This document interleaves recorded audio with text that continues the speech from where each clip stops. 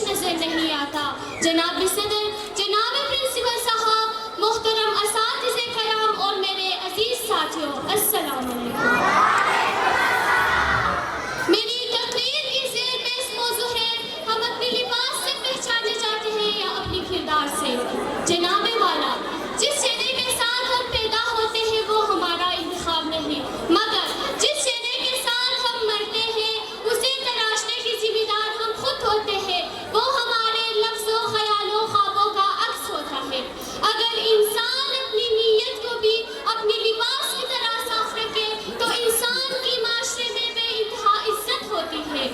جناب والا، لباس قیمتی ہو یا پھر سستا، کبھی بھی کردار کو نہیں چھپا سکتا۔ اگر ہم ہمیشہ اپنی کردار کو سنواریں تو انسان ہر لباس میں اچھے لگے گی۔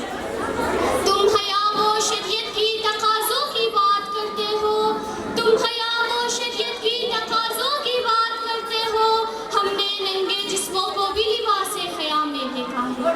ہم نے احرام میں لپٹے ہوئے کہیں ابلیس، ہم نے کہیں بارگاہ خانے میں خدا دیکھا ہے۔ جناب والا،